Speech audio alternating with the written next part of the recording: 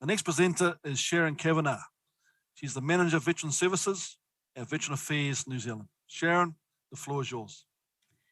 Thank you, Brett. Kia ora, everyone. I'm Sharon. We've got a number of questions that we've received for Veterans Affairs to respond to. So without further ado, I'll get into those now. So question 1, what is the definition of a veteran?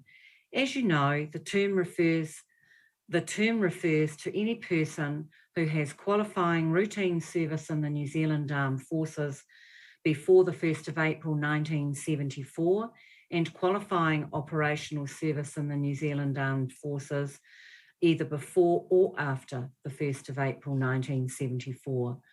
Qualifying operational service is based on an assessment of the level of operational and environmental risk a service person faced, a deployment that is considered to pose a significant risk of harm to the members deployed may be declared by the Minister to be qualifying operational service for the purposes of the Act. Under current legislation, only the people who meet the definition in the Act can legally be described as veterans. And because the term is defined in law, which is the Veterans Support Act 2014, this is the definition that needs to be used in any reference to legal entitlements under New Zealand law. However, I can assure you that like other New Zealanders, we are comfortable in using the term more broadly in other contexts. For example, when we're referring to former service personnel more generally. Question 2, what is available to help us here? This is veterans in Australia, and what general support is available to us? There is support you can get from Veterans Affairs, but first you should check your eligibility for support by taking the time to use the Check Your Eligibility tool on our VA website. Depending on your circumstances, there may be a range of support options available to you, and these include treatment and rehabilitation services, including those under the VIP, Veterans Independence Program, such as lawn mowing, garden maintenance, house and window washing and home cleaning, and also financial entitlements, both one-off and regular payments. You will still need to meet the normal eligibility criteria for each support, service, or entitlement. Our website does have a section dedicated to those of you living in Australia, so I would encourage you to check that out online. Question 3, why is it taking so long for reviews to be completed? We are conscious that some of our veterans are experiencing delays in receiving updates on where their review might be at. The impact of COVID-19 on our workforce, extended waiting times for specialist and medical reports, plus a 60% increase in the volume of applications being received, is impacting significantly on our processing times across Veterans Affairs. Ongoing delays will continue for a number of months. Question, is there a list of illnesses accepted by Veterans Affairs as possibly service-related? There are service-related presumptions. This is when a condition or death is automatically service-related because it is clearly related to a qualifying operation. There are also conclusively presumed conditions, and there are 4 types of service that have conditions covered by a presumptive list. These include those who served in the Gulf conflict, those who served in Vietnam, those exposed to nuclear radiation, and former prisoners of war. Our VA website also provides information regarding our use of statements of principles. We also use these to figure out if certain conditions can be related to qualifying service. And the last question in this segment, I'm struggling with my housekeeping or cleaning. Is assistance available? If you have qualifying service, you may be eligible for services under our VIP or Veterans Independence Program. This program helps you remain independent and safe in your own home.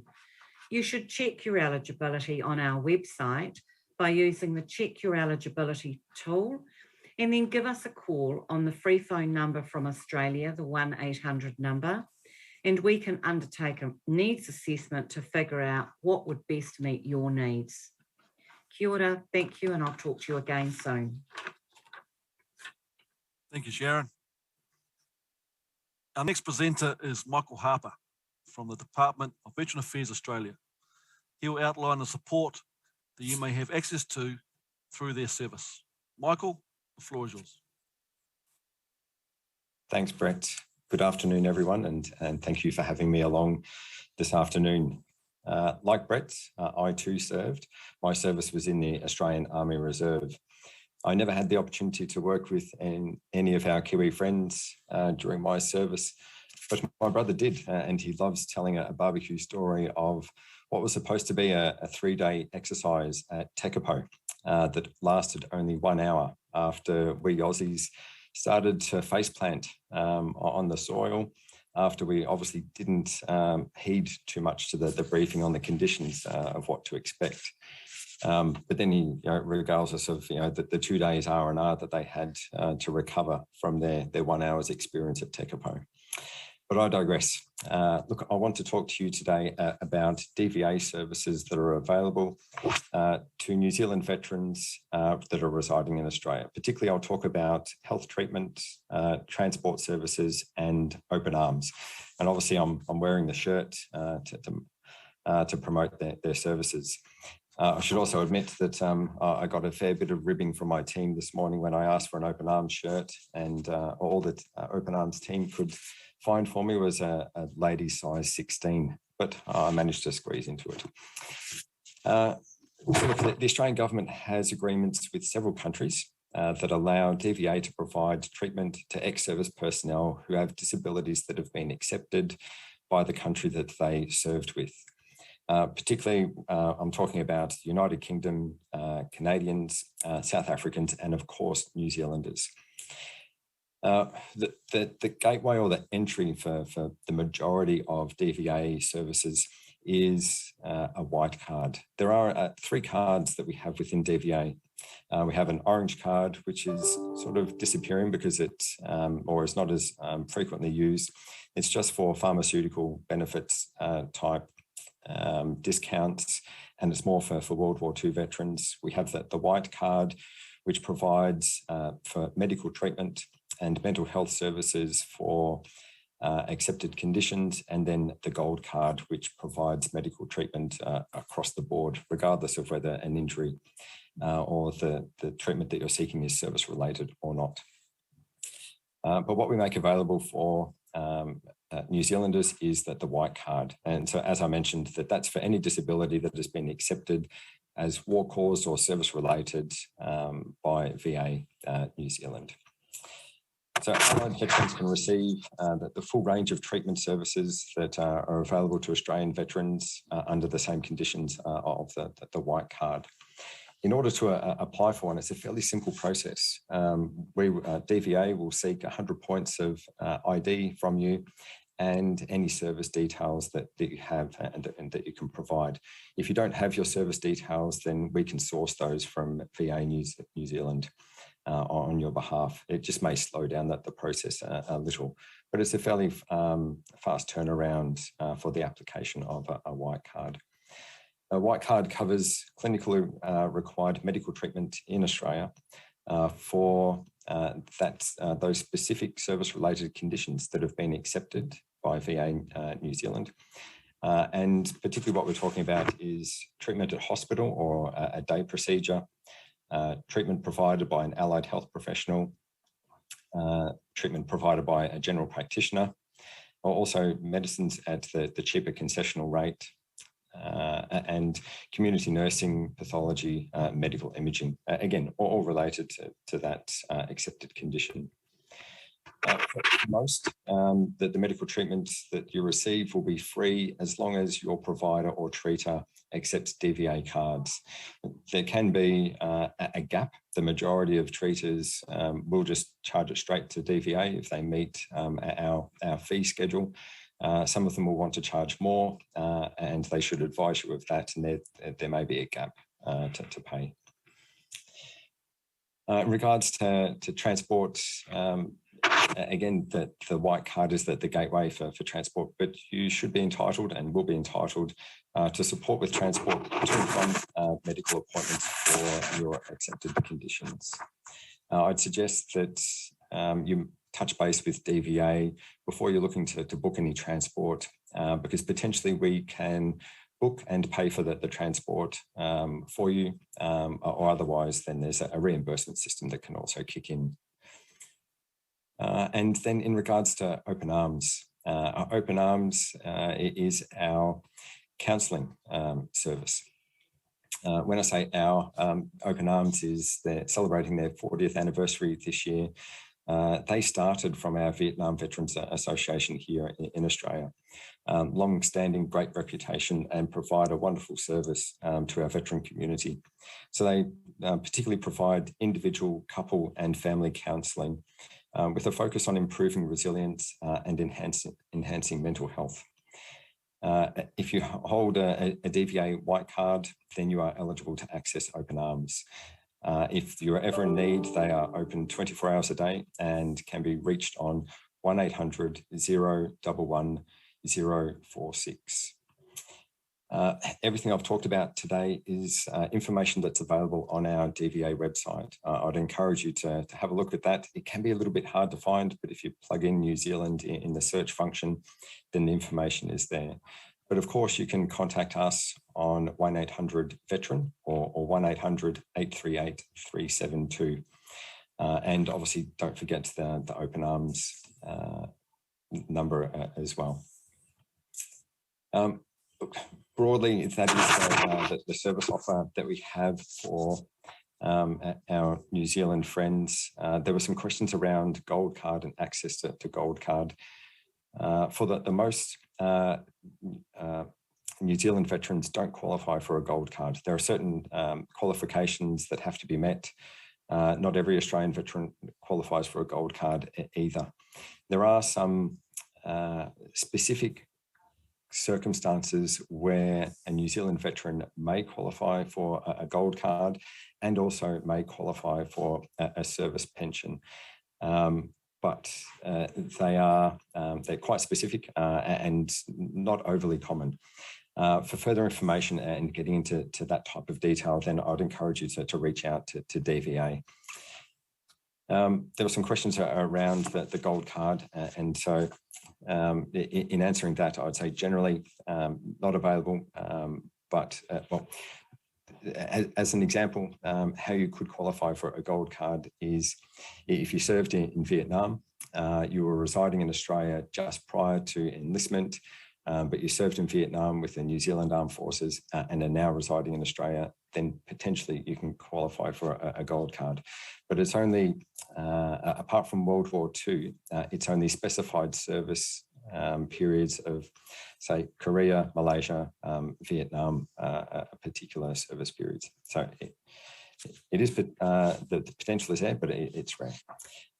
One other quick question that came through was Smart Rider Access. That's a Western Australian government initiative. When it comes to state and territory discounts, I encourage you to contact your state and territory agencies or departments. We don't govern that within DVA. We leave that entirely up to states and territories. I also noticed that there was a question populated around why Australia doesn't recognise the Falkland Islands conflict. Generally, it wasn't a conflict that Australia were involved in. Just quickly shooting that question off to my team, that I understand New Zealand had more of an involvement than Australia did. But James, to answer your question, and particularly if it relates to yourself or a relative, then I'd ask you to get in touch with DVA about your particular claim. Or I'm happy for the team to pass on my contact details and you can drop me an email and I can find out some further information for you. Back to you, Brent. Thanks, Michael.